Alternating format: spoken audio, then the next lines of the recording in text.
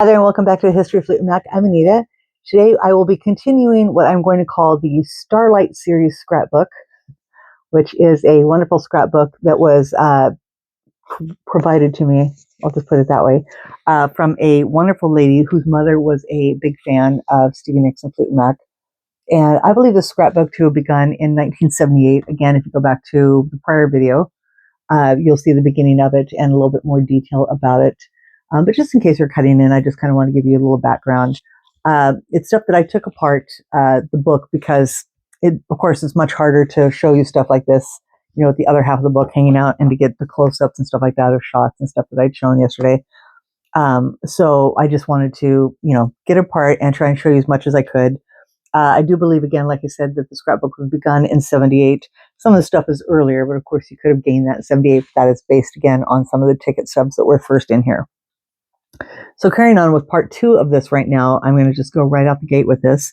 The next page in this would be a wonderful ad. I love the Fleetwood Mac penguins.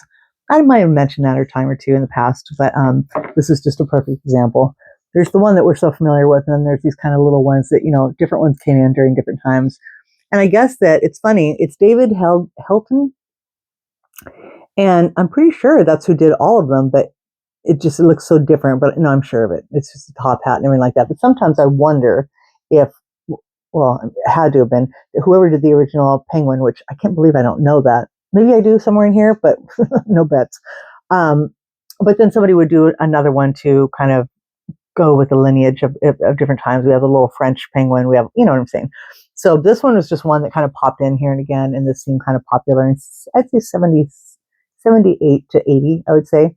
And this penguin took us definitely from 75 to 77, all throughout Fleetwood Mac. And this style of penguin is the most prominent one, but like I said, there was these little ones that would come in here and again.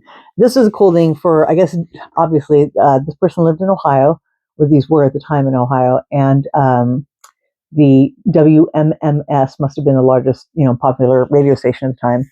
And this was for a chance to win. No, it was not. This is Fleetwood Mac special with interview and music live and in the studio. So cool. That happened on the 25th and the 26th. And then it says, thank you, Cleveland, for 2 sold-out appearances of Fleetwood Mac in concert from Belkin Productions and WMMS 101 FM. So that was that. Great little ad. Next up, we have a 2-page article from Rockstars magazine. I don't know that I have this one. It would have been in my little, when I get out, this would not have been Scrapbook if I had it, because if the 2 full pages like it is, it would have been in my articles, little scrapbooks that I have.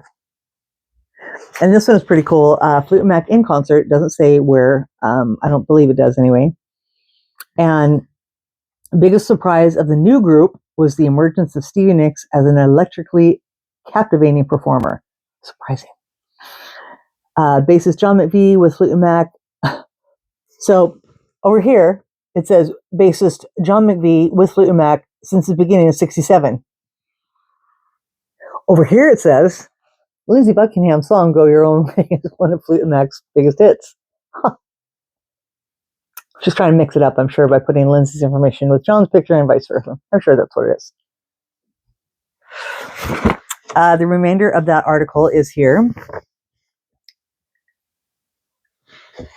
I have this picture, actually, an original of this picture, like a real original. And this part little says, this little paragraph, through the story of Fleetwood Mac reads like a script for a rock and roll disaster movie. Through all their problems, they always pulled together and came up with quality music. The group has had many changes in personnel. Today consists of Mick Fleetwood, John McVie, Lindsey Buckingham, Stevie Nicks, and Christy McVie. We could tell by the first concert we ever did, explains Christy, that it was going to be good. That first show went down a complete storm. There was something about the combination of people on stage, and that was very special. How right she was. Fleetwood Mac has had one hit record after another, and there's plenty more to come. And then it goes on to say the group's album, Fleetwood Mac, the group's album, Christine McVie came up with her best assortment of songs ever. But they did put Mick Fleetwood's information over Mick Fleetwood here. Mick Fleetwood originally played with the band called John Mayall's Blues Breakers, and this just gives their names and spelled correctly. Bonus points for that. No Lindsay, so we have that. So that was a cool little 2-page article. And again, if you saw my first video, I got this and I told the person I really want to keep the continuity of it and the personal part of it intact as it is, because it's that scrapbook. And it's killing me kind of going through it, because my little retentive self kind of wants to, I really want this preserved really well, and so I don't want to mess up on the integrity of it. But something like this, I don't know, it's lasted pretty well on the paper so far, so there's that. I think some of the pictures may come up, but then the articles will stay on the pages, but the pictures just so that they can be put together and probably maybe even put back onto the album on those same pages, just on acidic free paper, on acidic paper, if that makes any sense, just to give a little bit more longevity. This was a cool trade ad from, see if I can catch who's on the back here. This is course glued down. I don't think I had this one. No, this looks like from a magazine, maybe a local one. On the back talks about Casablanca label. Funny.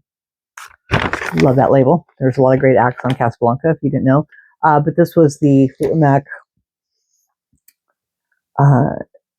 talking about This Time We're Ready. When Fleetwood Mac's album Fleetwood Mac was released in July '75, we knew it was good. What we didn't know was that it would become one of the greatest record success stories in memory. With the help of such single smashes as Over My Head, Rihanna, Will You Ever Win, and Say You Love Me, Fleetwood Mac has gone triple platinum and is still selling strong. So now that Fleetwood Mac's long-awaited new album Rumors is ready to go, we're pressing and shipping it in greater quantity than we've ever done with any album before. We figure that should hold the legions of Fleetwood Mac devotees for a while anyway. Fleetwood Mac's Rumors. Ready on your end? So I talk about this album, Scrapbook album, being begun in '78, but then again, this would be an ad. I'm sure you could find stuff left and right from '77 is a no-brainer. Or this could have been from '78, because probably, as they just said, they're giving more and more releases, so that means nothing. Same thing, I definitely have this one. Again, not sure where it's from. It's like a trade. I can't think of that one. It's not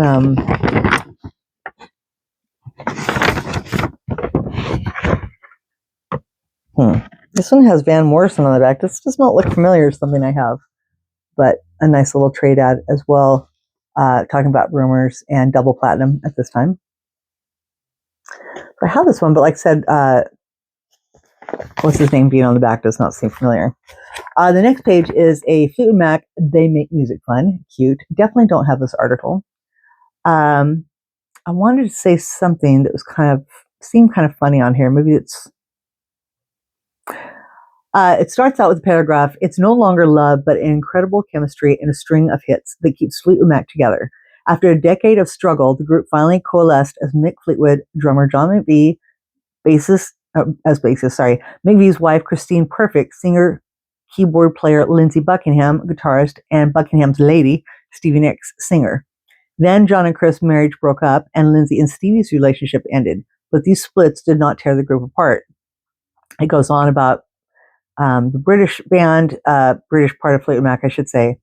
And then one of the funniest things at the very end is that somebody in Fleetwood Mac is saying, let me just make that clear again. Audiences respond to us as human beings responding to one another. We're not freaks. We're not different for the sake of being different. We're people playing music people like to hear. That was cool. I'd not heard that little soundbite before. And this was from a magazine called Music Rebels, something I've never heard of before. Not saying, I don't know. And I cannot tell who's on the back of this. Not them, though. Carrying on, just something, a little snippet from what was it, song hits, probably, I would imagine, just the lyrics to You Make Love and Fun. This was a cool little page. It's kind of sparse, but it was really cute. There's a little article, Fleetwood Mac wins Rock Radio Awards. Fleetwood Mac won 4 North American Rock Radio Awards in the first year of the competition. The award winners will be announced in a special 2-hour radio show to be heard on 258 progressive FM stations including WMMS here at 10 o'clock tonight. Grace Slick of Jefferson Starship will be Radio Awards host. Receiving awards will be Peter Frampton, Linda Ronstadt, Fleetwood Mac for Best Group, Best Album Rumors, and Best Song, Best Single, Dreams. The awards are based on votes of radio listeners, including those in the WMMS listening area. I thought that was kind of cool. I'd never seen, once in a while you'll see, little literal snippets. I mean, this is pretty small too, but you know what I mean? But nothing just, I don't know. It's just kind of cool to have that article out of the newspaper from that radio station.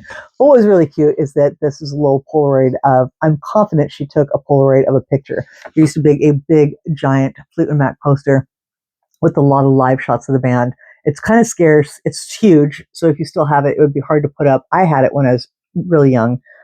Thrilled to have had that. And when I moved, when I was just becoming a teen, I'm like, I don't want all the pictures of everybody else. I think I did keep a lot of Chris and John and Lindsay and stuff like that. But of course, I really primarily wanted Stevie. And I cut her all out of the poster and just stitched it.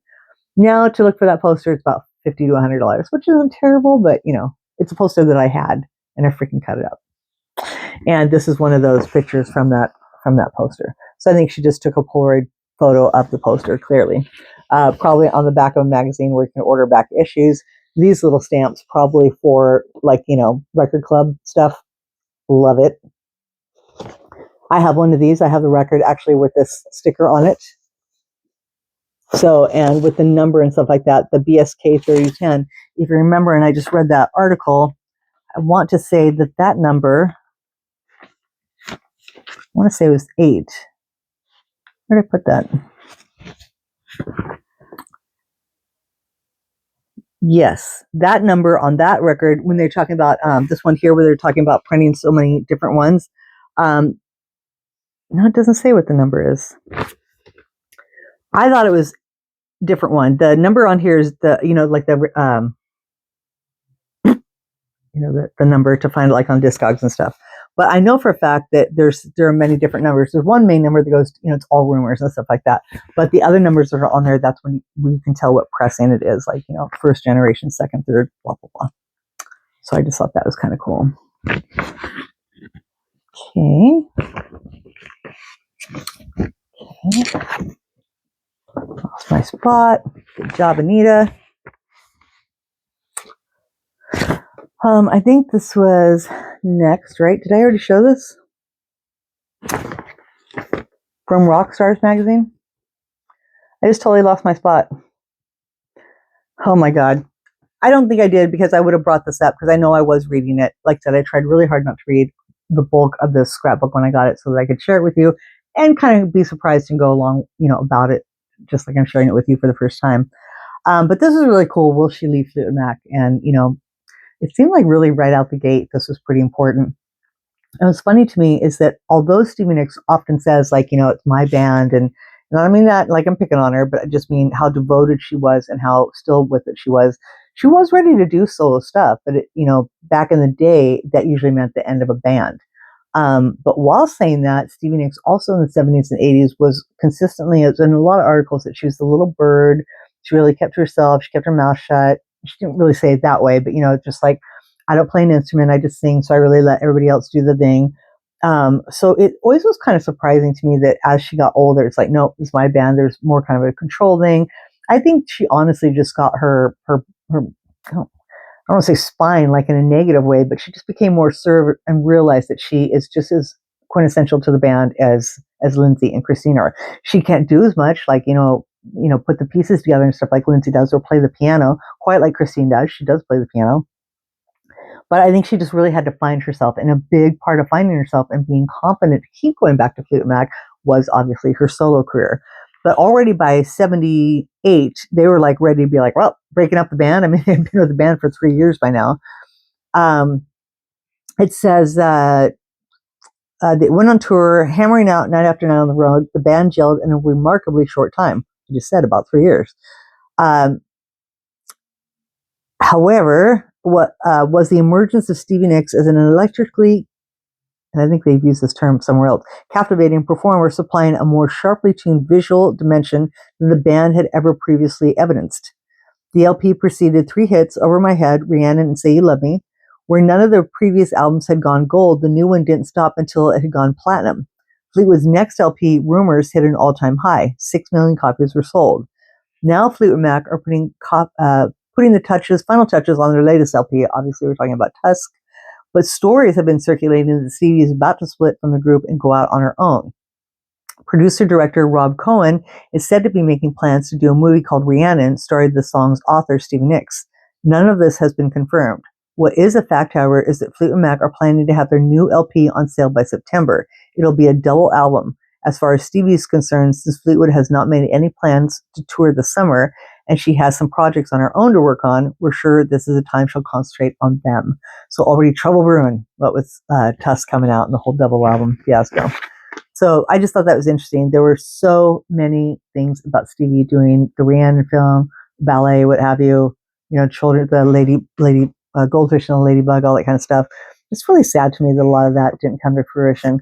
I mean, yes, I know we have the songs and stuff, but you know what I'm trying to say. Just, yeah. I had completely lost space. This, again, little cutouts, just dumb little things, but you see them. I have them on mine in my scrapbook. I usually collage a little bit more, but again, this is scrapbooking 1978, so just chill. Not going to be all 100,000 pieces of useless paper like I do. Week ending July 30th, 1977, Fleetwood Mac Rumors was number one. It had been number one last week, and already it had been on the charts for 23 weeks at number one. That's pretty impressive. I think at number one. I'm pretty sure. A neat little thing ending, just kind of conveying to you, I love to say neat little thing, don't I? When I'm conveying to you the prominence and the huge success of Fleetwood Mac, it is cool. It's neat to see these little papers.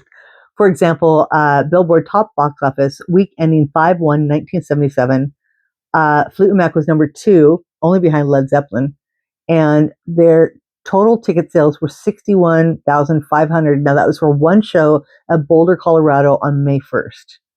Led Zeppelin sold 76,000 at a show on April 30th. Led Zeppelin's prices were $10.50 across the board. Fleetwood Mac's prices, which, by the way, Fleetwood Mac was with Bob Seger and the Silver Bullet Band. Amazing. Firefall. Are you kidding me? John Sebastian. Not so sure about. I mean, like, literally, do I know him? Tell me if I know him. And Country Joe McDonald. I love that guy, but we won't get into that. We're kind of referring back to that other artist I said I liked on Blue Thumb. That's kind of related. Anyway, so 4 bands versus 1 Led Zeppelin just by themselves, all fancy like that. And their ticket prices for that big concert with a whole bunch of people were $7.50 to $10. Led Zeppelin grossed $790,555. We're talking 1977 prices. That's pretty freaking phenomenal. Fleetwood Mac grossed $481,166. And I'm pretty damn sure that each of these are one show. So think of what they did in a few years. Yeah. Carrying on with that success, in the week ending 7/17/1977, so just barely, almost exactly 2 months later, Fleetwood Mac was with Kenny Loggins in Lexington, Kentucky, and total ticket sales were $20,422. Ticket sales were $650 to $850, so a little bit cheaper, but just Fleetwood Mac and Kenny Loggins, and they grossed $157,000, and they were number one for that week of stadiums and festivals. And again, are these pictures and new stuff you haven't heard? No, it's kind of dumb, but it is super, it's like opening your mom's photo albums and she's taking pictures of gas prices. And if you know, when you're in the 70s at this time, you had to have a car that had, the best way to keep gas in your vehicle all the times during the gas shortage was you had to have a car that had even numbers and you had to have a car with odd numbers. That way you could get gas all the time. If you only had a vehicle with a license plate that had odd numbers, you could only go on odd number days. And you had to be there fast enough to get your gas. So it's just things like that that people forget about. We're bitching right now, as we should, about these huge, insane gas prices, stuff like that. But, we've been dealing with that over the years in just little different ways. And a lot of people forget those different ways leading up to today. So when we talk about today's prices and what they're charging for tickets and what they're making, blah, blah, blah, blah, blah, it is interesting to go back to these in 77. 77, it was not so, there were scalpers, I'm sure of it, but not nearly as rampant. Not like immediately when the acts go on sale, people immediately go to Craigslist, eBay, and stuff like that looking for stuff. You waited a while. You tried to get a ticket, even when things sold out pretty quickly. Your friend got them, or I don't know. It's just I'm sure. I don't know this for a fact, but I imagine because I've never met anybody from that time. We were just like, oh Jesus! In those days, I had to go out and get it from scalpers immediately. I just like we hear that today. There wasn't as much fancy. It wasn't obviously as much cost gas. Well, probably it did cost a little bit. When people are ferrying their equipment and stuff like that show to show. No big stadium lights and pyrotechnics. Leave that to Kiss, and look at how well Kiss did in the time. That's just an example. I don't know. I don't have numbers, but I guarantee freaking to you they're somewhere along this line. And yet they're asking these days for like $250 a ticket, and that's if you're lucky. And it's interesting. It's just interesting to go over that stuff. So I need to shut up again. If you want to keep watching this, you're gonna have to deal with it. So just again, we are really almost done for this video, and I will try again on next video to be again a great and neat little trade ad. At this time, it had gone triple platinum, so we had second, we had triple, and then I'm coming up on a quadruple, so that's pretty cool. On the back of this one, I'd love to know where she got this. It was RCA 09-1128 Warner Rec BUBK. I want to say Burbank. Attention, I don't know how to say his last name, Erdogan, but his first name is Nesuhi. I don't remember calling him anything else, so maybe that's another one, but it'd be weird if there were two Erdogans. But there's attention to them: Phil Rose, Mo Austin, Stan Cornian, don't know that name either, but I know Tom Ruffino, Joe Smith, Mel Posner, and Robin Logie. I don't know that name. But this was a really neat, I'll stop, thing from what looks like Holland. Wea Holland has held the first three positions in the LP charts for 2 consecutive weeks with Fleetwood Mac, the Eagles, and Emmylou Harris. The Fleetwood Mac LP Rumors has held the number 1 position for 11 consecutive weeks and is double platinum. The Eagles LP Hotel California has been top 3 since its release, many weeks on the number 1 spot, and has reached triple platinum status. Lovely Emmylou's LP Luxury Liner is gold. Kindest regards, Ben Bunders.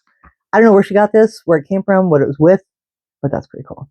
So this is, and it's on super thin, really unique paper. I don't think it would be what do you call it? What do we have before fax? Virtually like fax. But something like that. It's just really thin, like OC paper, and it doesn't, there maybe is writing on the back. Maybe it's out of a magazine. I do not know, but it's still weird to be in a magazine too. On June 25th, 1977, we still had Fleetwood Mac on the charts. They were one at the week that this is ending. They were one last week, and at this point, they had been on the charts for 18 weeks. Fleetwood Mac Rumors, again, quadruple. So 4 times, what was that, platinum? Yeah, 4 times platinum. That's funny. I think I have the first, second, but I'm not sure if I have the third, fourth, or I have the first and third, not the second or fourth, something. So that is kind of cool to make pages for the Rumors era, just, one after the other of that. On the back of this one, a cool picture, and it's really, she took all the time to cut this out and put it on this background. It's so fancy. This is exactly what I would have done. And that's what I also love about it, if you haven't heard that 500 times already. It's just so cool that they took the time. They must have just loved this. They probably had Fleetwood Mac blaring in the background. But anyway, to go with this little article, since Fleetwood Mac won't start recording its next album until April, Stevie Nicks has been getting her kicks in the interim with a new hobby, Russian ballet. I love it, said Nicks, who's been taking 4 2-hour lessons each week. My neck is stretching out and I'm walking around all graceful. At 3 a.m, I'm doing Pilates. Ladies? You know what I'm trying to say. I'm not trying to be a prima ballerina at 29. It's too late for that, but I figured that I can be good. Nick said she's also been pulling a number of songwriting all-nighters. I write songs all the time because I just love to write. I would like to write for other artists because I write too much to just write for Fleetwood Mac. Then catching her breath, the busier I am, the better I like it. What the hell is that word? I can't even think about it. I know it. It's in my head, but I can't think of it. It's right there. Somewhere. Right there. What the hell is that word? Anyway, and then the last one I'm going to show you is, this was This is cool. It's funny because this is a different picture. This little part of Stevie. There's not many from the session, and when they are, you're like, oh, I've seen that one before, but they're different. And I'm pretty sure this is new for me, not unseen to me, but definitely new to have it at all. So I'm really pretty stoked for that. Just one little, and I don't know what magazine this came out of, but it says Fleetwood Mac. No, that's his shirt, and it is so well on there that I'll never know what's on the back. So, and then on the back of that, this was I think I showed you guys, this is for the US Festival, I want to say. This was quite a bit later, if I'm not mistaken, because I can see like where it says that. So this was put in there kind of late, but this was like a fold out that was in a trade magazine, and it showed all the people on there. It's it's crazy how many people are in this crowd. And then it has this, and it says, thank you, Fleetwood Mac, and Australia, possibly. Thank you, Fleetwood Mac, for a award-winning show or something like that. So that was pretty cool. But she cut this out, just kind of, artsy like.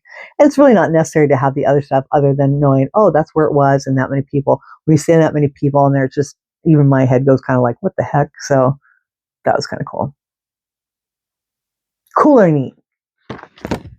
So that is it for this one. We still have a ways to go, and then you won't believe what I have after that. So bear with me, please.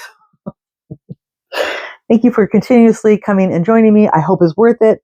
You know what? You could always just hit mute. How about that? You could always, and then I thought about that. I thought about disappointing and be like, oh, isn't that cool? And not saying anything. But I let my yakety yak get the better of me, because it's what I have and what I like doing. So thank you again for joining me, and we'll see you next time. Bye.